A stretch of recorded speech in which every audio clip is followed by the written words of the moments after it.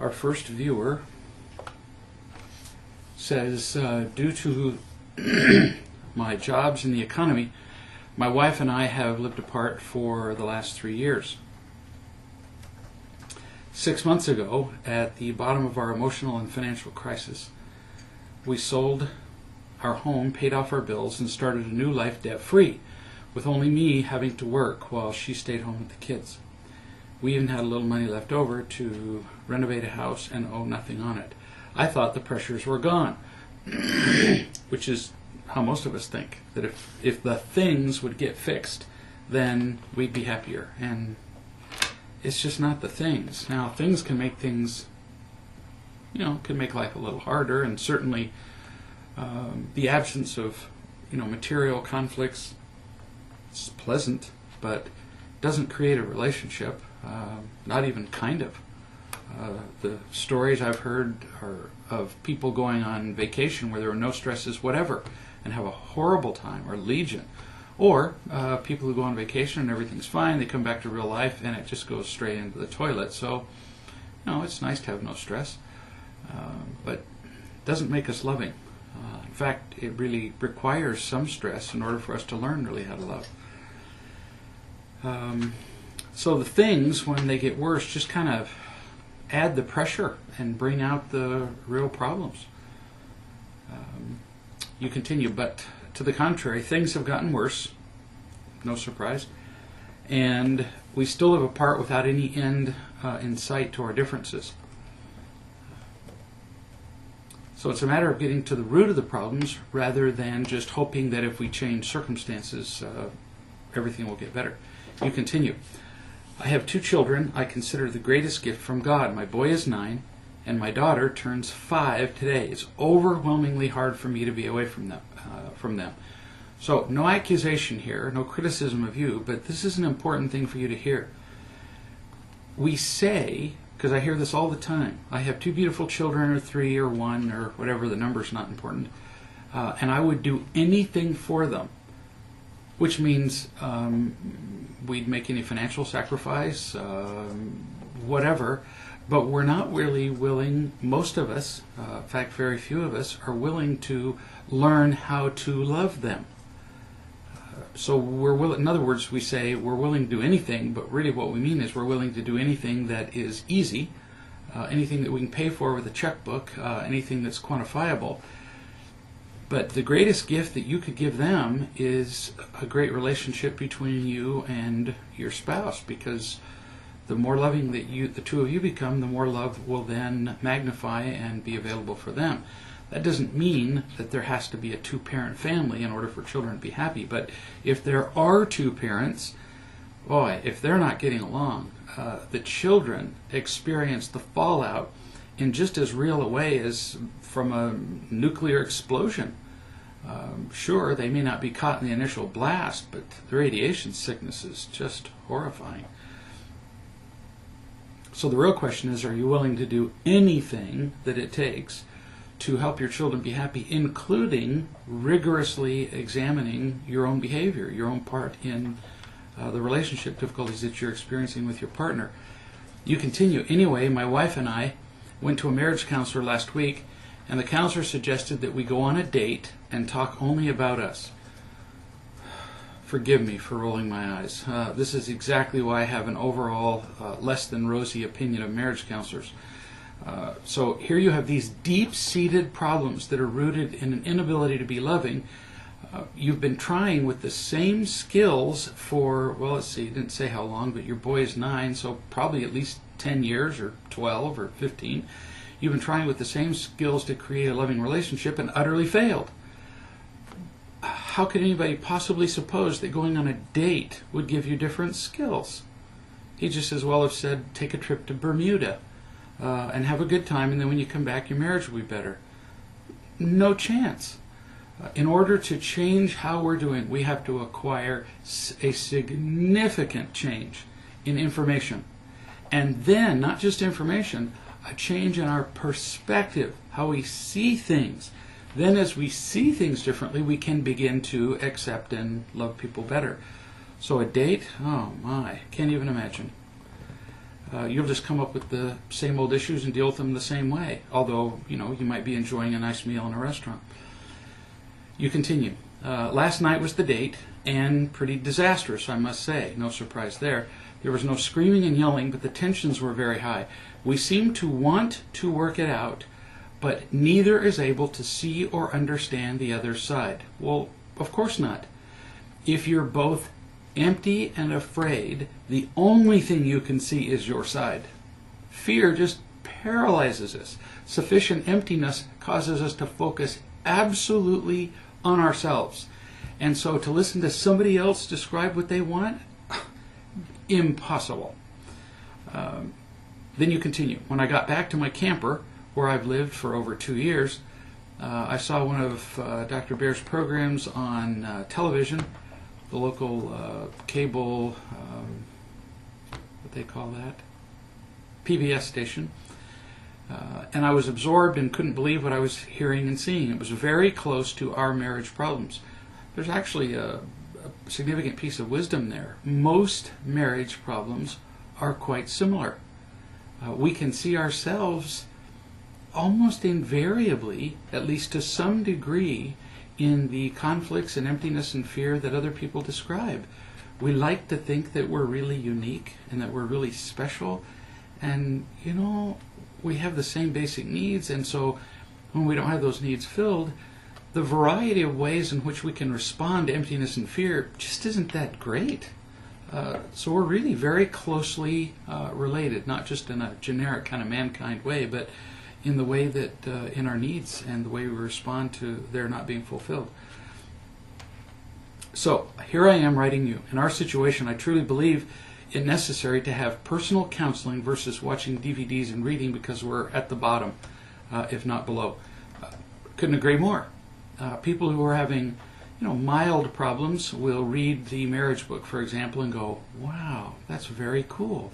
And they'll just start implementing the principles and very often do pretty well.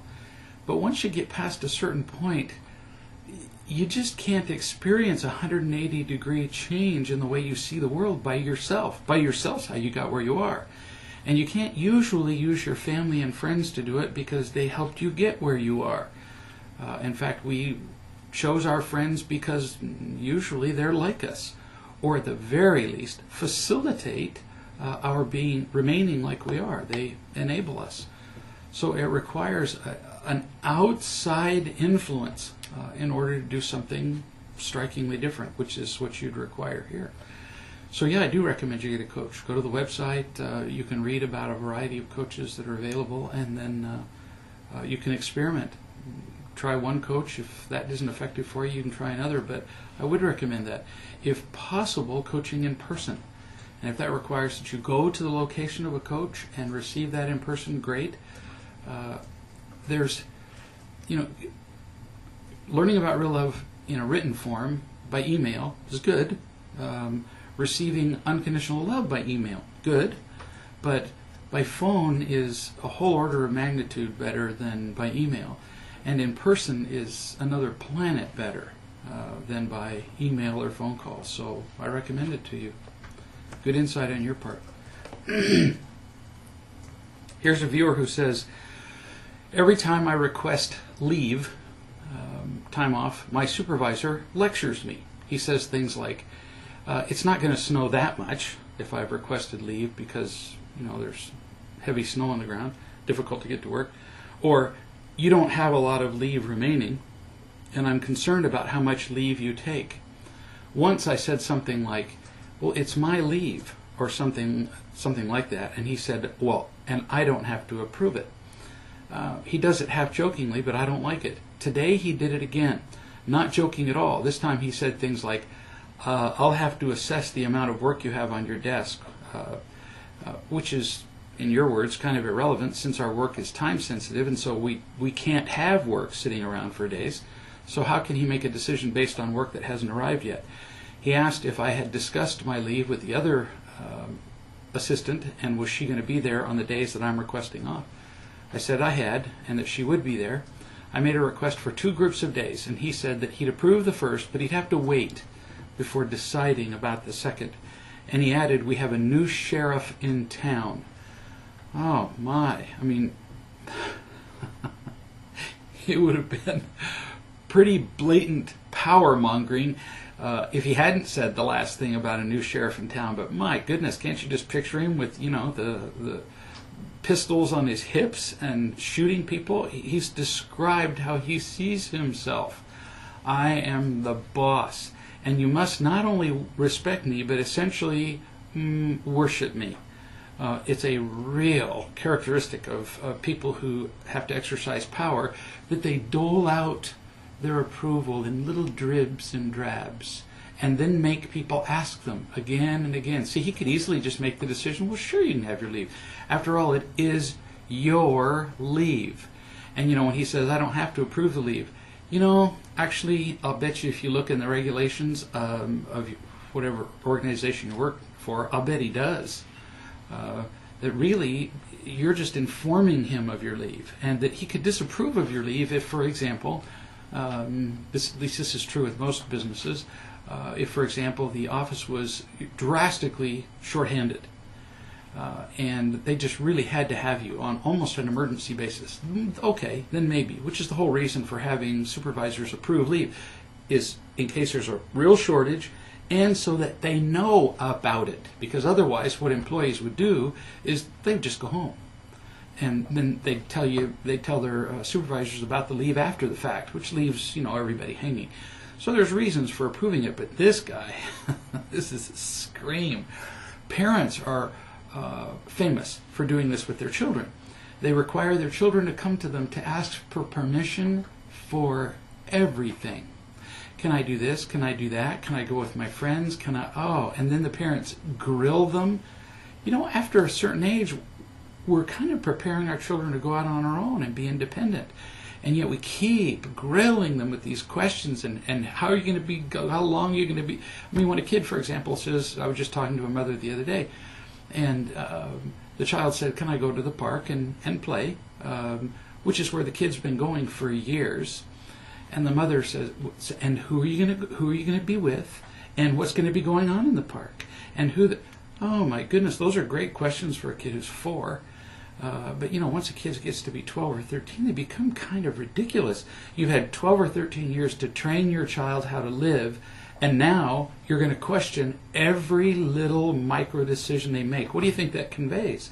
A complete lack of trust, which is, of course, what your boss, getting back to you, is conveying to you. You are such an idiot, such an infant, that he would have to approve of everything you do. And then he approves one set of leave, and he's going to make you come back and grovel at the throne to ask for permission for the other set of days, which are your leave days anyway. You earned them. They weren't given to you as a gift by your organization. Leave is earned. So you'd have to have an overwhelming reason to deny it. You continue. What do you say to this? It's harassment. You're right. It is. I don't like having a lecture every time I request leave. I'm requesting leave according to the rules. I've only called in sick twice in 3 years. While it's true that I don't have a lot of leave remaining, I'm not abusing it. Besides, how do you abuse leave if you earned it? That'd be like him saying, when he hands you your paycheck, what are you going to spend this on? So I want you to submit a request to me for whatever you're going to spend your paycheck on. That's what leave is. You earned it. It's yours. But the most important thing here is not that you're right. You are. You're right that it's your leave. All that is right. But that's not going to make you happy. Being right never does. What's going to help you the most is understanding him. And the whole reason that I've been talking about what he is, power hungry and so on, is not to accuse him, not to make fun of him, but so that you understand him. He doesn't abuse power and attempt to control people to be evil. He does it because, I guess it's a he, I don't remember gender being mentioned, but it's because it's all he's got. He's not genuinely happy, clearly. Happy, loved people don't act this way. So the only thing he's got is power. Simply understanding that he's a petulant child who must control things in order to have a sense of worth as a human being would then give you not a sense of irritation, but a sense of compassion. Wow. So that's why he does this. Now, this understanding is all for your benefit.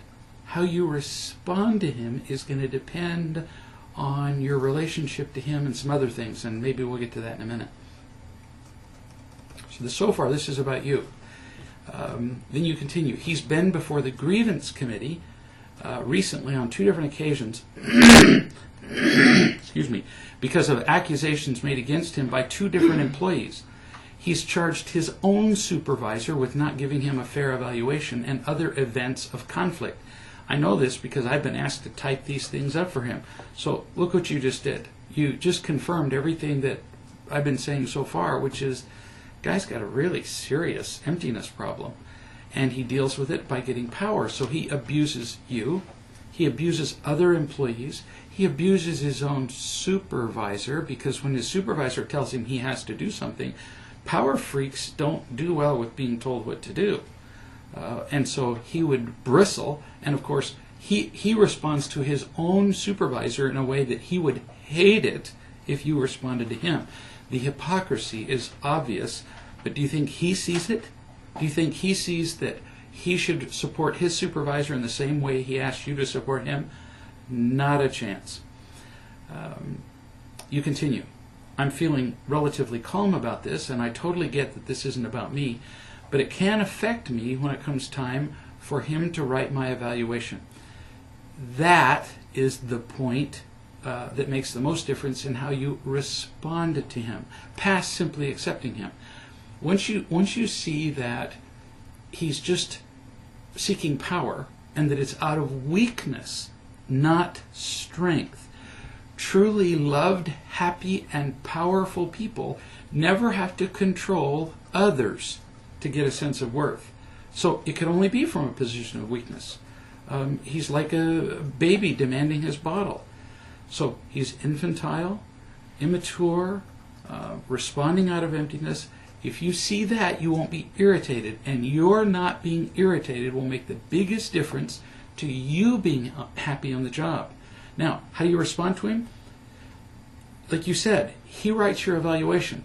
So you have to do a mental balance in your head. If he's going to write my evaluation, and he's a power freak, and I say to him, you know, it's my leave. I'll spend my leave as I want to. The odds are pretty much 100% that he's going to get revenge on you. He will take it out on you. He will downgrade your evaluation. Then you'll be involved in a tussle with him. And then his supervisors will come down and say, you can't treat her this way, but he will anyway. And then you'll be in a constant ongoing battle with this guy. It'll never stop. Or you can do this, because I have worked and presently work with people outside of real love who are just like this. And so they're snotty and controlling, and I have to make a decision. Do they really want to hear about their behavior from me? No, your boss doesn't either. Knowing that they're just coming from a place of emptiness, is there any reason why I have to change them? No, not really. So when he gives a lecture, if you just say, well, thank you. You know, I hadn't realized how little leave I have. I appreciate your pointing that out. And I'm really grateful that you would approve this leave. Now, is it honest? Yes. Because you're recognizing that it would be impossible for him to hear you. Is there some degree of manipulation in it? Yes. But see, it's not an unhealthy manipulation, because it's not like you're trying to get him to give you something that isn't already your right to have. But you're recognizing that doing it the other way would just be stupid. And so you're giving him a brief moment of power over you. What do you lose? Now, will he take it as imitation love? Yeah. And are you in charge of how other people take what you do? No, you're really not. I've had any number of people in my life that I have given unconditional acceptance to, and they've taken it as imitation love. Okay, I'm not in charge of that. I've, on some occasions, loved people conditionally. I've not loved them unconditionally, and they've taken it as unconditional love. So if you're looking for perfect justice, perfect equity in life, good luck with that, honey. Not going to happen. You just do the best you can to be loving. And recognizing who he is, this is the only kind of bottle he'll accept. The truth isn't something he wants. So why try to shove it down his throat? Relax. Let him deliver his lecture. Lectures get shorter the better you listen. The more you resist, the more they tend to go on and on. So I know it's tough, but the more we see people, the less tough it gets. Here's somebody who says, I was talking to my friend just the other day about my youngest son, Fred. I told her that he's selfish and that I've taught him to be that way. And as soon as I said that he was selfish, I could feel her anxiety level just shoot up. She seemed really afraid that I would describe my son in that way. I thought it might be helpful for her to understand more about my description, so I said, when I say Fred is selfish, what I mean is that he's self-centered. He is fearful a lot, so he thinks about himself more than others. Nice explanation, by the way. He doesn't understand being thoughtful, considerate, or respectful. When he was little, anytime he demanded something, I gave it to him immediately. When he said, jump, Mom, I said, how high? And because I treated him like the center of the universe, he believes that he is the center of the universe, which is not helping him to be happy. That's very nicely explained on your part. It was a nice explanation of selfishness. It was nice truth-telling on your part. It was just really nice and clean. So, how did she respond? You said, she responded, well, that makes sense, but I don't think you need to beat yourself up over it. I found that an interesting response because I was very clear that it was just information. I wasn't feeling guilty. I wasn't feeling or acting like a victim, but she thought my admission was a sign of beating myself up about it. I just dropped the conversation at that point because it seemed like she wasn't able to hear it. Since then, I've been thinking about it and realized that I must have touched a nerve in her own childhood or past. You think? She may either have been reliving that, or maybe she was afraid that I wasn't loving my son and therefore would be unable to love her. Should I have addressed that directly with her? Because I will be addressing fearful parents in a project that I'm working on, I need to know how best to love people through the fear that if they name the behavior of their children directly, you're being selfish, or you're clinging, or you're lazy, you're being lazy, then they're not loving their children. Or they may not be able to see the value of this through their because of their own fear of being unloved. Any suggestions for getting through? So, first, I would suggest that you examine your own presentation to this woman. How many times have people said to me, well, I was explaining this to somebody and I wasn't impatient, and as they're talking to me, I'm realizing, yeah, you were impatient. I can hear it in your voice now. This is 3 weeks after the fact. I can feel your impatience. So very often we have emotional attachments to a thing that we don't realize we have. And if we've had them long enough, the less likely it is that we see them.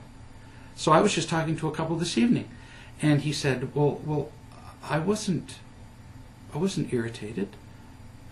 Yeah, he was. It was just seething out of him, and yet he was absolutely sure that he was right, that he was not being irritated. So I would suggest that first you just, and I'm not saying that you did anything wrong, just saying consider that there may have been some emotional tone to your talking to your friend. For example, do you feel guilty over the mistakes you made with your kids? If you do, that will probably leak through. Or for example, do you feel when your child misbehaves, do you feel inconvenienced by it, or annoyed, or embarrassed? Because if you feel any of those things, and ask yourself these questions, I don't know that I could say absolutely no to any of those. There's just so many little emotions from the past that are still there. And if we feel them and we're describing an event, I've heard little snippy tones in my own voice as I've described a thing that in the moment I justified and then later went, snippy. I was annoyed. So just consider whether your presentation was completely clean, because if it wasn't, oh, she'd feel it. And then, even if your presentation was flawless, what you described to her about his selfishness was just as clean as a whistle. It would still tend to bother most people because of this almost institutional need that we have as human beings to defend little children. Oh, the poor little children. How could we say that about the little children? Well, snotty little children, selfish little children are still selfish. Whether they meant to do it or not is irrelevant. It's just a description. But we're kind of touchy about it. You even watch a parent, a father, who is emotionally abusive and unkind to his children all the time, but if somebody else says something to his child that's unkind, oh man, his sense of justice just blooms, and he'll come to the defense of the kid. And that may be part of what your friend was doing. The other is the kind of inviolability of the institutional statement that we tend to accept, which is that mothers love their children. You hear the expression, it's as American, by which we mean good, as mom and apple pie. Or another expression is, it's as pure as a mother's love. And we say that as though we were being wise and compassionate. What we're really expressing is how we wish things were. How we wish things were now, how we wish things had been. But having spoken with a few thousand people now, more than a few, I can tell you that a mother's love ain't automatic. A mother's desire to be loving is pretty uniform. But just having a desire to do a thing doesn't give us the ability to do it. I may wish to play polo, for example. I may wish to play, actually I do have this kind of little tiny desire. I wish I could play the harp. I think that's such a cool instrument, up and down. But just because I have a desire to do it doesn't mean I can. No, it turns out I would actually have to practice. Who knew? Same thing with parenting. We figure if it's just such an important thing and it's the thing we want more than anything, like the person at the top of the hour here said, I have these children who I just love more than anything else, and we think that because we say it, we're doing it. And I'm not picking at that person. We say that kind of thing all the time. But often we can't. And so when you say, wow, I haven't been loving my child, well, this is a problem. You've just kind of like broken the code. This isn't how we behave. You don't say that kind of thing. And that brings us to the last reason it would bother her, which is if you talk about how you have not been unconditionally loving toward your child, and she senses, as she does certainly, that she's been no better mother than you, now she's got a problem. She's got to consider the fact that, or the possibility that maybe she hasn't been unconditionally loving toward her own children. Oh, absolutely untenable thought. She can't even consider that.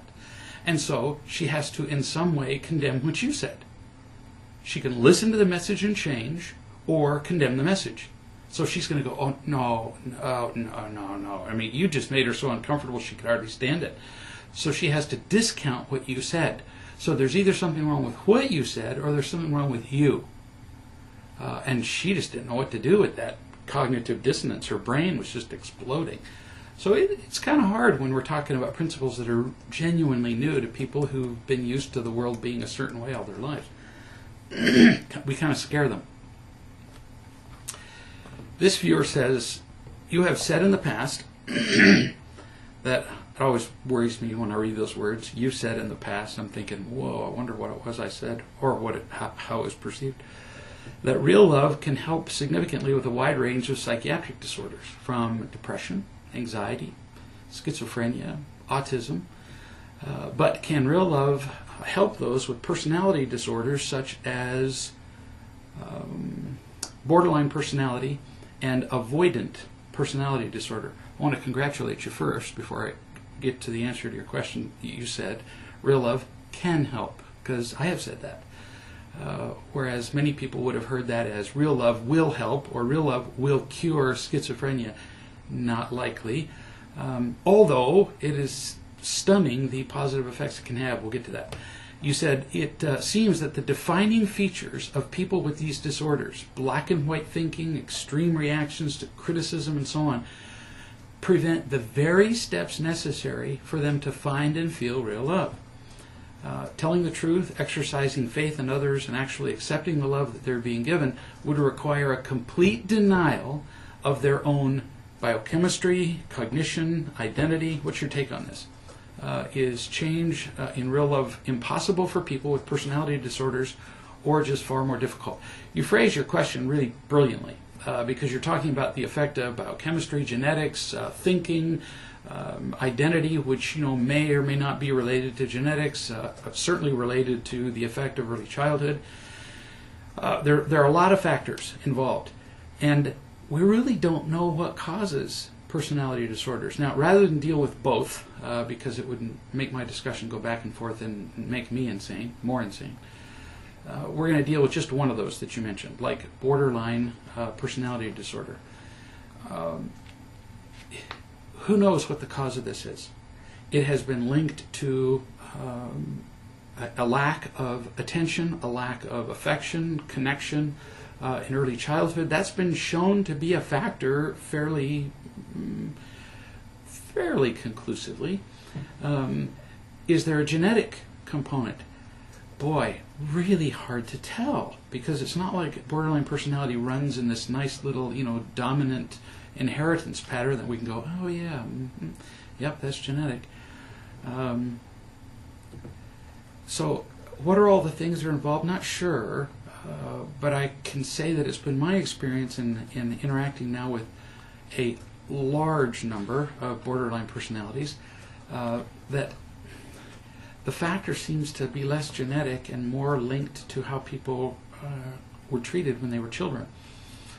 For those who don't know what borderline personality is, the term borderline comes from, when it says borderline personality, it doesn't mean, well, it's close, whether they have a personality, meaning it borders, it's on the borderline of psychosis. So it's like people with borderline personalities are about as close to completely nuts as you can get without actually being, falling in the category of, major psychiatric disorders like schizophrenia. But close, because these people have serious problems, and almost invariably this develops from early to late adolescent. So by the time you talk to a 40-year-old, it's been their entire adult life. People with borderline personality disorder experience really labile emotions, meaning emotions that bounce up and down. They may be really happy, and then, 20 seconds later, after learning about a potential insult, a potential slight, a moment of separation from somebody that they care about, so they can go from happy to horrifyingly depressed, suicidal, violent, angry, accusatory. So borderlines are characterized by having an intense need for human connection. They want you to be their friend so bad that they could just scream. And so then they tend to idealize people who get close to them. So if somebody pays a borderline a little bit of attention, and a borderline just goes, oh, you're the best thing that's ever happened to me. And they may say that to you after knowing you for, 30 minutes, ever. I feel so close to you. And then they may even start giving you things. No kidding. Start giving you gifts and praising you and essentially buying your attention. And then if, say, for example, you don't call them the next day, you will go from you're the best thing on the planet to you're the spawn of Satan. And it happens that quickly. You may think this is a rare disorder. Au contraire. Common as can be. 2 to 3% of people have borderline personality disorder. So, you take a little small social gathering of 30 people, one of them's borderline. And they tend to be fairly easy to identify. They can be very outgoing and just, very ingratiating, looking for friends. And then they will tend to develop friends often fairly quickly. But then when the friend disappoints them, it's the end of the world. And then they either beat them up, they abandon them, curse and scream at them, and then so they drive everybody away. So for them, it's a constant, push-pull, or in this case, pull-push. Because they pull people close to them, and as soon as they're disappointed, they push them away. Pull, push, push. They push people away. They can't stand to be alone, so they pull people close. They can't stand the imperfections and the flaws, so they push them away. It's enough to wear you out. Certainly wears them out. It's just utterly exhausting. So they're characterized by impulsive behaviors like excessive spending, binge eating, risky sex. They're always looking for some stimulus to make them feel good, but then it never lasts long. It's really just kind of an exaggerated form of consumption of imitation love. That's all it is. It's just an exaggerated response, or perhaps you could easily also see it as a normal response to exaggerated emptiness. Somebody's empty enough, wow, they'll do just almost anything. And if they're chronically empty, like desperately so, then they respond normally with desperate responses. So it depends on how you look at it. That's why sometimes when I see people who are regarded as insane by people, I'm thinking maybe, or it's just an insane, or it's just a normal response to insane circumstances or environment. I once knew a young lady who was a dual personality. Now they call it, the names are always changing these things, dissociated identity disorder. But she would split into different people. Just like the faces, was 3 Faces of Eve or something, that old movie. And she would become another person right in front of your eyes. She had been so abused as a child, sexually abused, physically, emotionally, mentally abused as a kid, that when the pain got too much, she would go from this cowed, beaten, terrified child, and poof, she would become this woman that was commanding and angry and intolerant of anybody doing anything to her. It's the only way that she could come up with to cope with her horrifying environment. Interestingly, as she felt loved, as I just accepted and loved her, it wasn't complicated. The other personality just went away. Remarkable. So we need to pause before we call people crazy and maybe consider they're responding normally to something that's crazy. They have highly unstable patterns of social relationships. They're intense, stormy, that it's always up and down, and there's always a drama and a crisis. If you're paying close attention to these symptoms, we all have characteristics of borderline personality disorder at times. Oh, we all do this. The up and down, the accusing people, the feeling misunderstood and mistreated and feeling victimized. We all have moments of this. But with a personality disorder, this is there all the time, and it causes difficulties with relationships and work and other circumstances pretty much nonstop. They may have little moments of rest, but on the whole, they don't get free of it. They have an intense fear of abandonment. They sometimes respond to bad circumstances by threatening to kill themselves. This is a terrible disorder, and notoriously unresponsive to treatment. However, there have been inroads made in recent years using cognitive behavioral therapy, which, if you read through all the characteristics of cognitive behavioral therapy, because I just finished like 3 books on the subject, as you read what cognitive behavioral therapists do, what they're really doing is they get the patient or the client to tell the truth about themselves, and then they unconditionally care about them. One of the books said that the therapy techniques that are used in cognitive behavioral therapy with these people, the techniques themselves are almost irrelevant. but are a means for people to feel a connection to a seasoned, caring, supportive therapist. And I'm going, this is hysterical.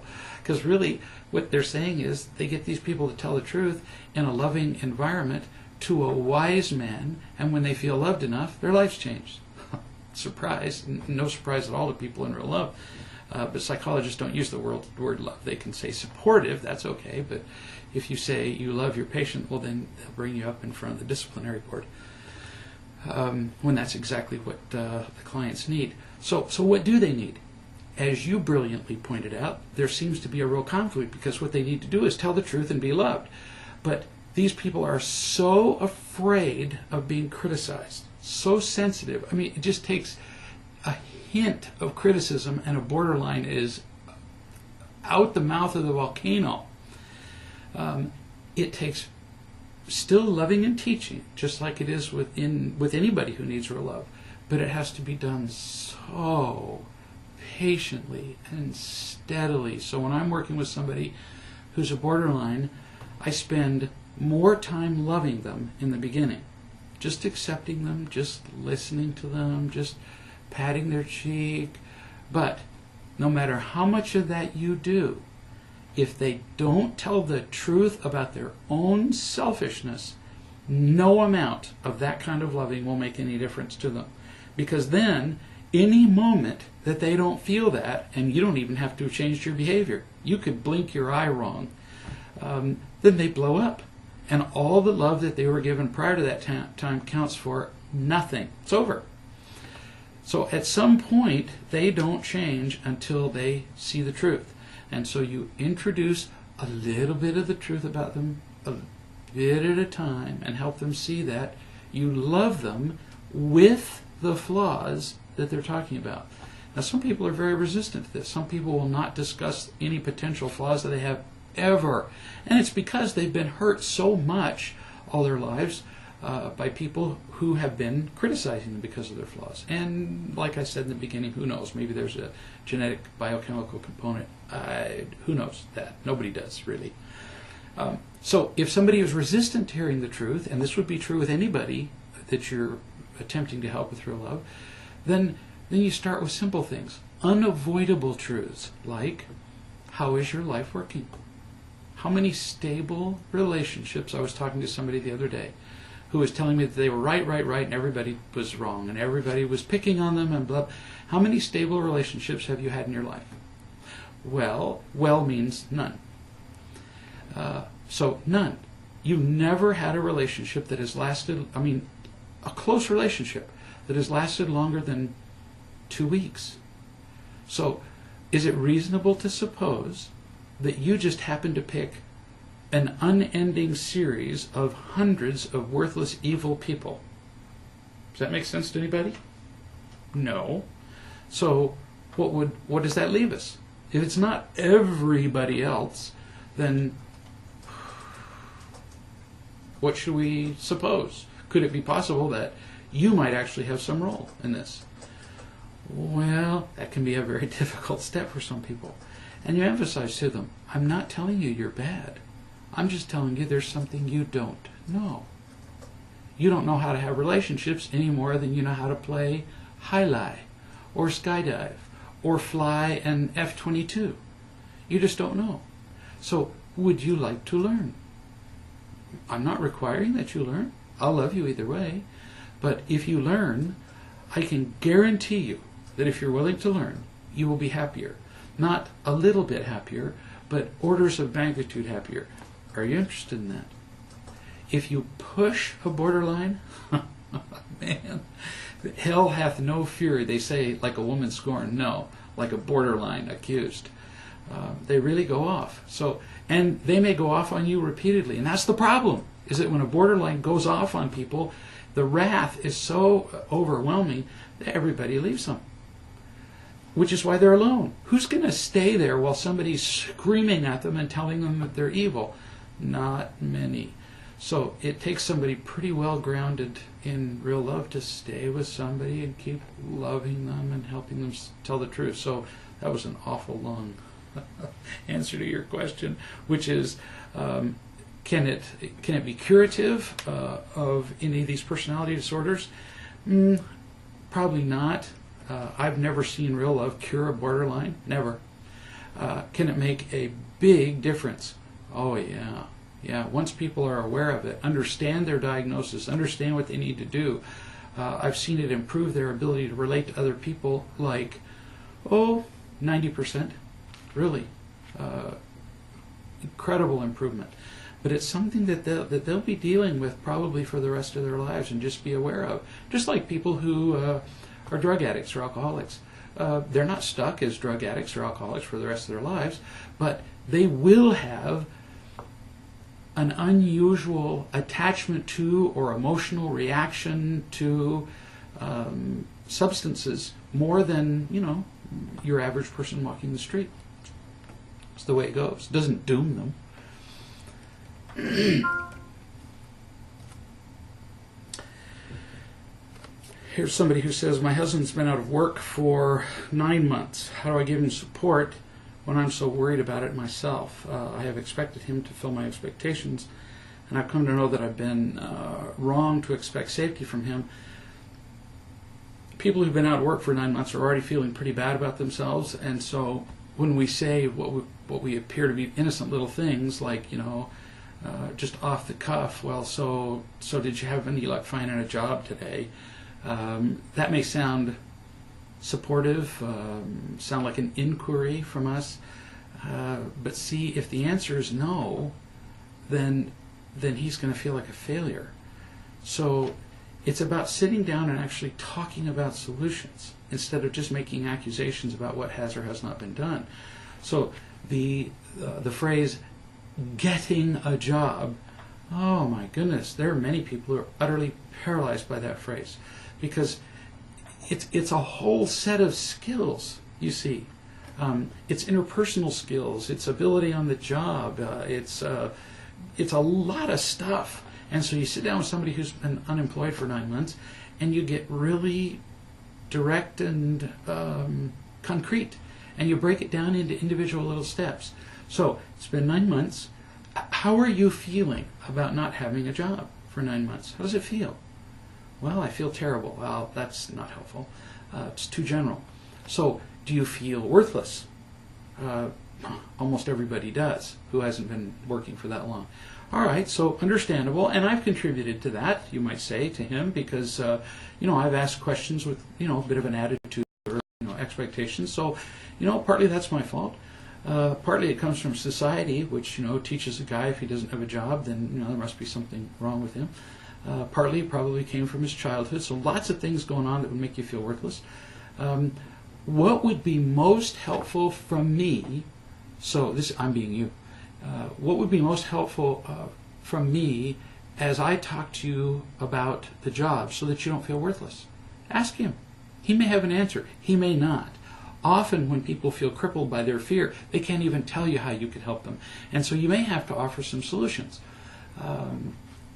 So would it help you if I asked about the job in the following ways? Give him some sample sentences. Write them out ahead of time.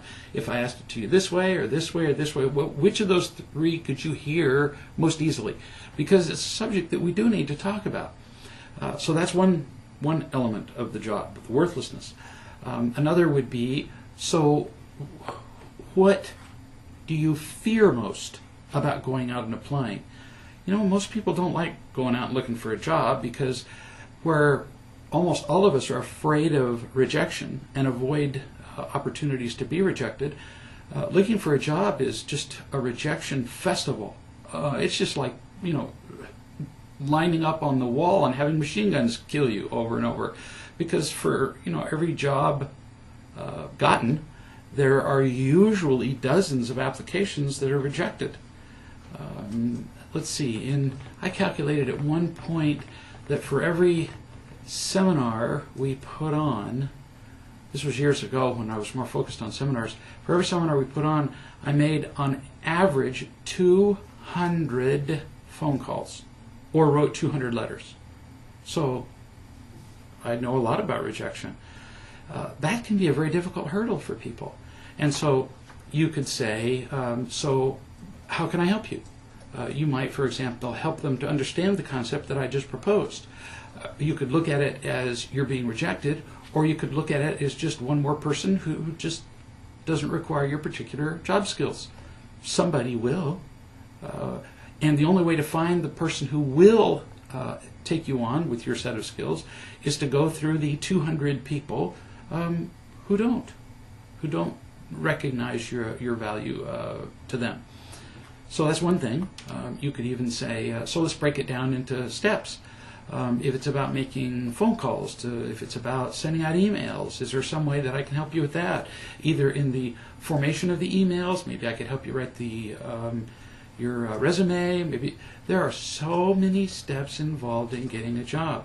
So the more supportive you are, the less afraid he'll be, and then of course the less afraid you'll be when you can see that something's actually happening. When somebody feels overwhelmed by a task, like getting a job, that has 19 components, the common response is to do none of them. And so then you say, how are you doing with getting a job? Well, I haven't found one yet. Well, they also haven't done any one of the 19 steps that it takes to get to one.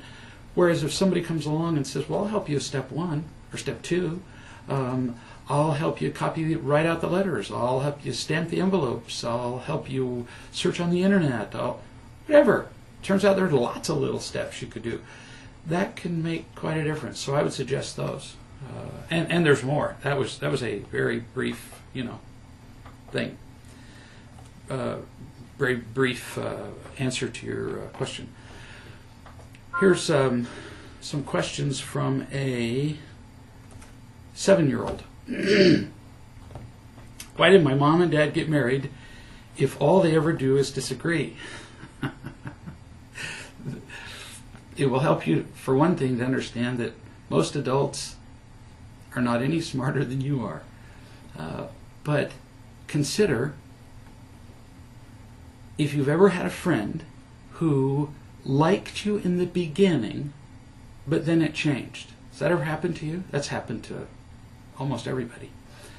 Have you ever had a friend who was nice to you in the beginning, but then started arguing about little things, or picking at you, or telling that you didn't do enough for them, or didn't like you for whatever reason? It's like that for adults. What we all want most is to feel loved, but not just any kind of love will do. We have to feel loved unconditionally. We have to feel loved even when we're stupid and flawed and make mistakes and we're foolish, and we have to be loved like that. And almost all of us were not loved like that. So we look for people who, if they can't really love us, will at least make us feel good for a minute, who will be nice to us, who will give us attention, who will like our jokes and laugh at those, who will compliment us when we do good things, who will smile when we give them things, who won't attack us. Those are the things that we settle for when we can't get really unconditionally cared about. So, in other words, we like people for what they give to us, and they like us for what we give to them. And if you hadn't recognized it already, you probably have. That's called trading. I give you something, you give me something back. We're just trading. And in the beginning, trading feels pretty good. But I want you to picture that you go to a theater, and it's the only theater in town, and you give them $5 to watch a movie, and you love the movie. It is such a great, it's your favorite movie that you've seen so far. And so it's a great trade. You gave them $5, they gave you a movie. And in fact, you like the movie so much that you say to the theater owner, I love this movie, I'm coming back every day. And everybody's just thrilled. So you go back, and the next day you love the movie too. And you go back the day after that, and you still love the movie. But about, after you've seen the movie 6 or 8 times, you go, I don't like the movie as much as I did the first time. You like it less because you're getting less out of it. Even though it was the same movie, you like it less because it's less interesting. it's less exciting. And so you start to skip going to the movie. You don't see it every day now. Now you see it like every other day, and then every 3 days, and then you just quit going to the theater. But see, remember at the beginning you said, I like this movie so much, I'm going to come back every day. You don't realize it, but you made a promise. You said, I'm going to come back and give you $5 every day. So the owner of the theater comes to your house one day, knocks on the door, and says, you know, you promised to come to my theater every day, so I want my $5. And you're going, but I don't like the movie like I used to. And the theater owner's going, but you told me you'd pay me my $5 and that you'd come every day. You wouldn't like that. You wouldn't like being told that you had to keep giving for something that you don't like as much. And that's what happens with most trades. We really like them in the beginning, but when we get tired of them, we want to move on. And then almost always somebody ends up getting disappointed. And that's what happens in relationships. Your parents got together and they loved the movie. They did. They loved each other's movie. And they were trading movies and $5, and they were just so happy that they actually got married. And when people get married, what they do is they say to each other, I promise to give you a great movie every day for the rest of your life. And they also say, and I promise to give you $5 for the movie you give me. But what turns out is that you can't provide the same exciting movie every day for the rest of your life that you did in the beginning. And people start to get unhappy. And they say, well, I'm tired of this movie. And the other person says, yeah, and I want my $5. Trading just doesn't work. That's why only unconditional love does. And so you ask, why do they fight? Because now they don't realize they're doing this. But one person, say your mom, doesn't matter, looks at your dad and says, well, I don't know why you don't give me whatever. Why you don't make me feel all pretty, and why you're not romantic like you used to be in the beginning, and how come you don't open the car door for me, and how come you don't smile at me like you used to in the beginning? And your dad's going, well, I don't do those things because you're a nagging witch. In other words, he's saying, I'm tired of your movie too. And she says, well, I'm more tired of your movie. And they're both yelling back and forth at each other how unfair it is and how disappointed they are. And sweetie, they don't even realize that's what they're saying. They don't. They don't realize that what they really want is to feel really just cared for by the other person without having to do anything to earn it. But that's why they fight. And it's not intentional. And if they're willing to learn, they can learn how to find and then share with each other the real thing, real love, unconditional love. Learn to really care about each other instead of just demanding what they want, which is what we tend to do when we're annoyed. Well, you didn't give me what I wanted. It's always selfishness. And with time and practice, they can learn to do this differently. Then you continue. You said, why does my dad get mad at me sometimes? Same deal, honey. He does the same thing with you he does with your mom. You make mistakes, and you know, part of him wants to correct your mistakes so that you can learn to be happy.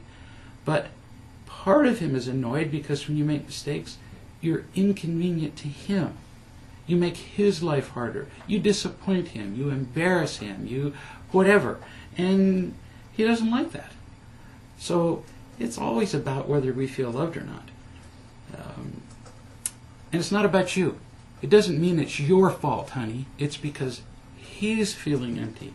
He's feeling irritated. Now, sure, that doesn't mean that sometimes you don't make mistakes. Sure you do. But you're not responsible for making him angry. Because if our parents are loving enough, they would never be angry, even while they're correcting our mistakes. Your third question, what's your favorite color? You know, honey, I have no idea. It depends. You know, I really like pink sometimes, but I almost never wear it.